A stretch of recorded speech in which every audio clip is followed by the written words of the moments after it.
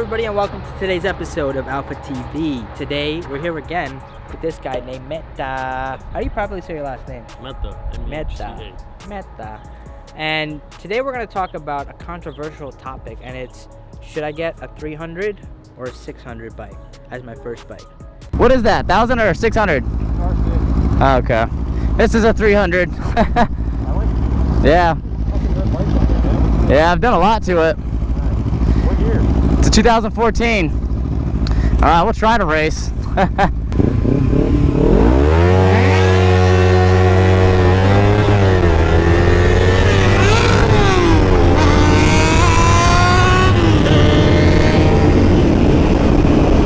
And we both started with 600s. We both had the Yamaha R6.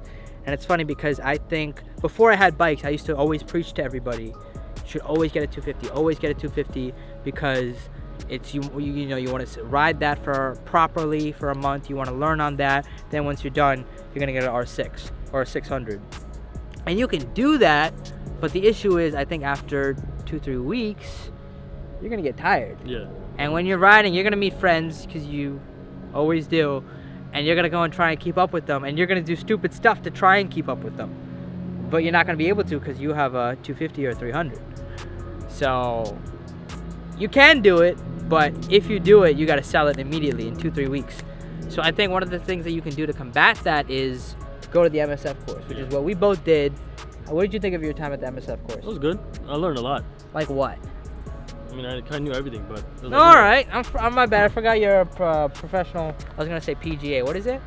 MotoGP rider? No, but it was like mostly about swerving and stuff. You know, last moment swerving. It was just most of that. You know, like if you're coming in traffic or a car comes, whatever. They made us ride over like pieces of wood and stuff. Yeah. And how do you swerve at the last second? I feel like a lot of times when you buy a new bike, you don't really want to push it to the limit in that kind of scenario because you don't want to drop it.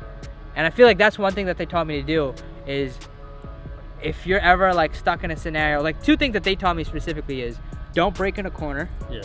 And if you're ever stuck and like you're going too fast, the only thing you can do is push down the handlebar and leave. And I feel like if they didn't teach me those two things alone, I would have been dead. Because there are definitely a lot of corners and stuff I took way too quick and I didn't know what to do. And you just gotta, and they teach you that. And with their bikes, you're not really as scared to drop it as you are with your bike. So for sure, I think I would definitely recommend getting a 600 over a 300 as your first bike, because the other thing, I actually had a situation where I feel like a 300 can kind of be bad in the sense that if you don't have that power to get you out of a situation, you're going to be screwed. There was a situation where I was in the middle lane and then I was changing to the right lane and we were on the highway and the guy didn't see me and he's also changing to the lane. And like there's nowhere for me to go. I had to pop down a gear, go into the shoulder, and now the shoulder is closing, so I had to rip it out of there and come right in front. If you're on a 300, you're dead by now. Yeah. There's no shot you're doing that.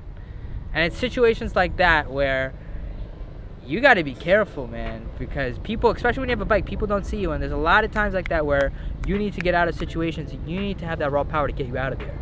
So that's why I think 600 for sure, because it's going to be a waste of money if you get a 300. Unless you're like two of my friends. They go by the name of Kevin and Brian. Kevin and Brian are about to get bikes. Brian already got a bike. Kevin's about to get a bike. I consider myself very reckless. Brian's even worse. And Brian is a reckless goon.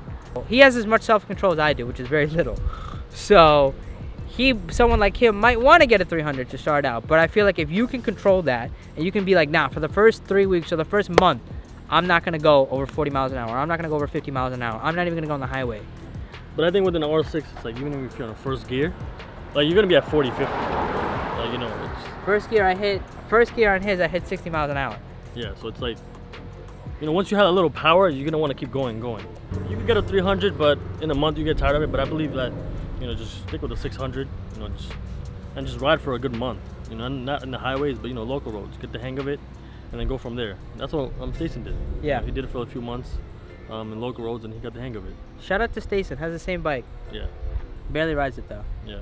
Just give it to me, bro. I'll take it. Can I come over and can I take it? I'll take it for 500. I'll take it for 300. And you can have my jetty.